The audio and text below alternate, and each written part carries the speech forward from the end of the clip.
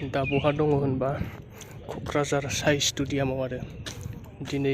आं फुटबल मेट्चखौ बारा मिन्थिबावासो दै नायफैदोंबाबो नैबे फुटबल मेट्चआ जागोन ना दिनैहाय बड'लेण्ड CEM Cup आरो 2025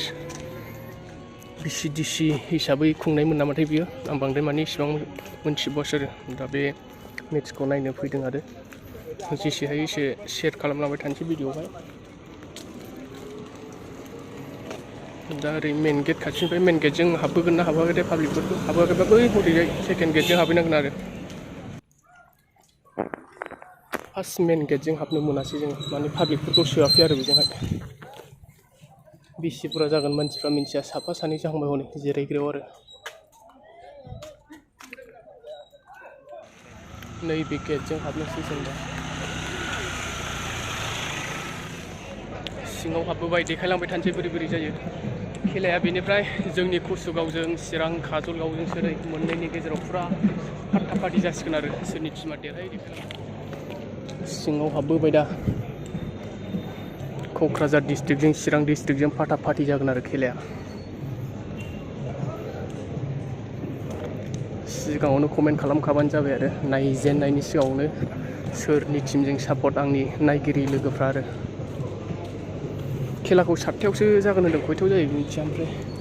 नायलांबाय थानोसै जों सानजा जोबनायजों फैबाय आरो नायनोथ' बेजोंनो मोजां नालाय हरैजोंथ' VIP सिटजोंबोथ' थाहोआखैना पाब्लिकफोरखौहाय लिडार मानसिफोरल' थादों आरो सानजाजोंबानो मिडियाम नुयो आरो गेजेराव नुनाय जायो ओरै साहा आरो खोलाजोंबाथ' फुल नुजोबनाय बायदि जाया हाबबोबाय सिङावहाय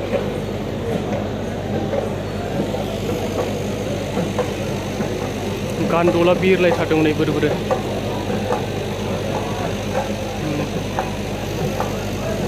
मोसाग्राफोर फैगासिनो दं मा जाथिनि दंथाय 10थासो जाथिनि मोसाग्राफोर दं आरो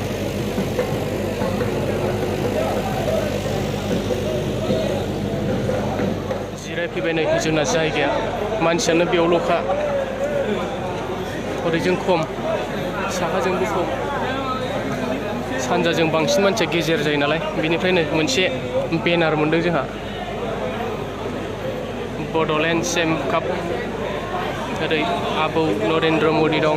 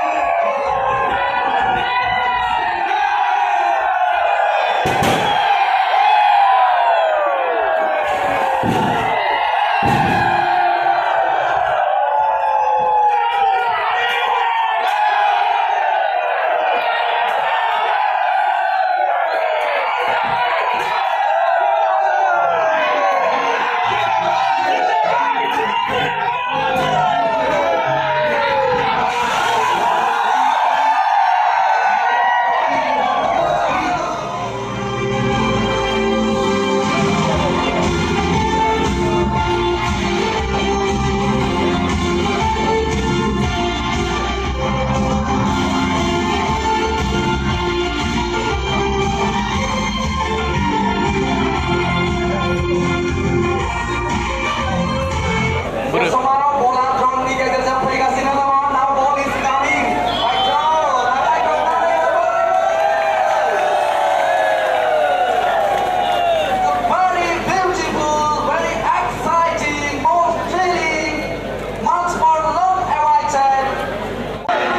खेलाया स्टार्ट जाजेनबाय लोगोफोर कचुगावनिया साहा थाबाय आरो बेनिफ्राय काजलगावनिया खोलाहा थाबाय नैबे गोमो गाननाया काजलगाव चिरांनि जाबाय बेनिफ्राय नैबे नील कालार ना मा होनदों बेखौ गोसोमहां माहां कचुगाव क'क्राझारनि आरो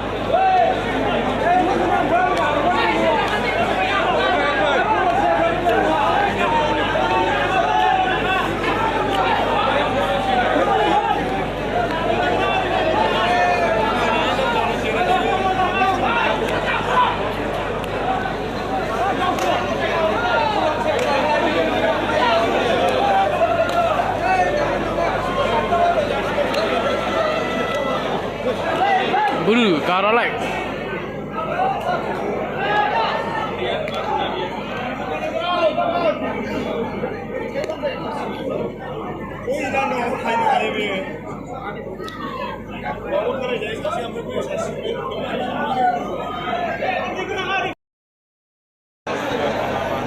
सोहां जागासिनो दं कचुगावआ काजलगावखौ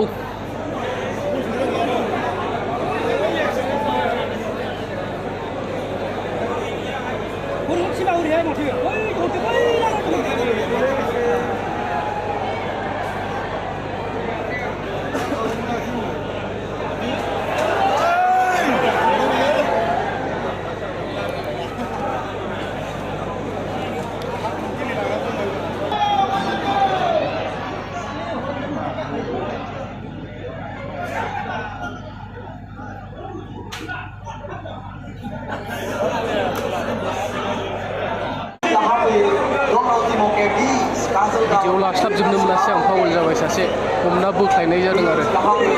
आघात जाबाय एसे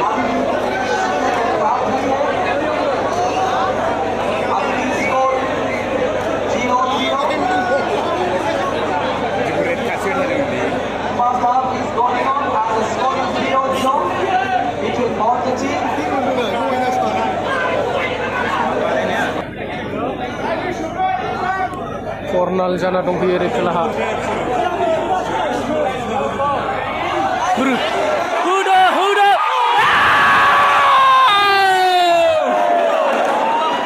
मा फाग्ला बायदि बल जोखोलाय 2 नाम्बार साइजनि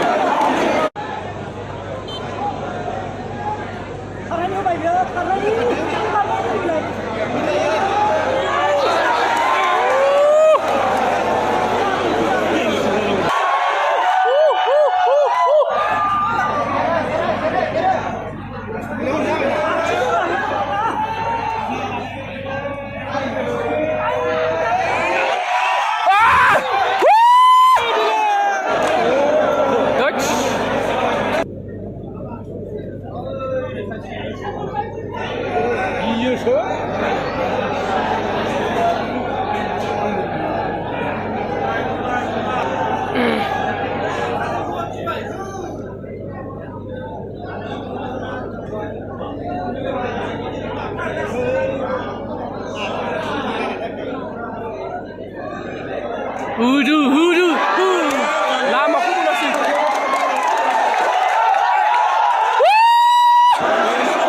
बे फाग्लायाव गाहरखोलाय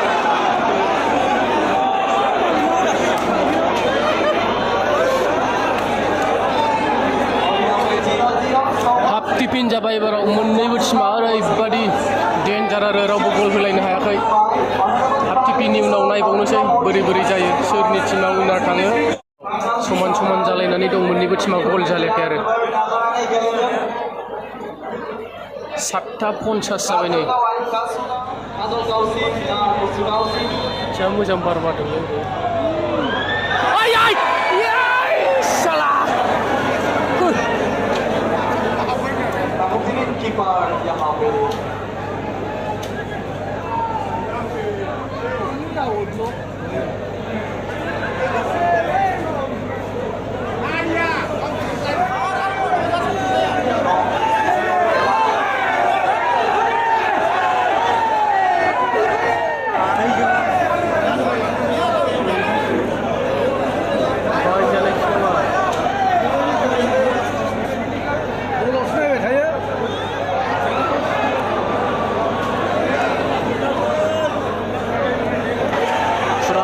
एखे जागासिनो दं खेलाया समान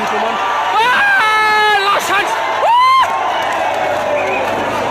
आग्ला बायदि बल जोहैबाय लास्ट चान्सखौनो टाइमा गैला 5 मिनिटसोल'सै मोननैबो टिमा फुरा समान जानानै दं गल जालायाखै आरो एबारनो लास्ट चान्सखामोन फुराबो काचुगावनिया जोसनबायमोन कर्नाल जाबाय थेवबो लास्ट चान्स एबारनो टाइमाबो गैखाला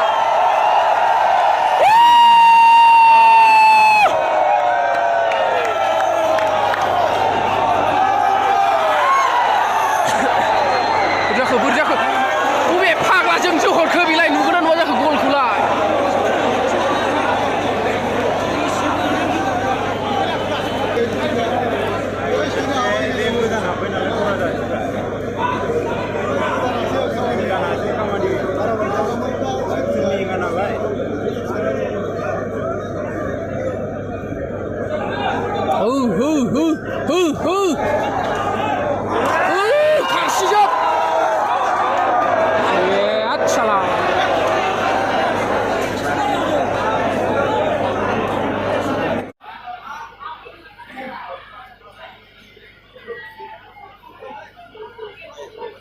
मा जालायखो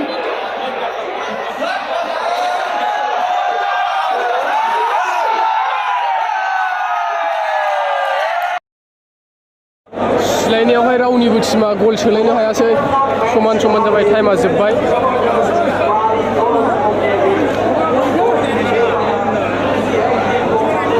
मानसियाथ' ओरैबायदिखा नै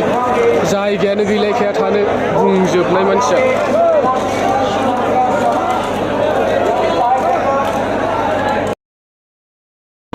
जोबजासिम नायजोबासै दे लोगोफोर फैबायसो दा निउसफ्राव नायनोसै आरो सोरनि टिमा देरहायो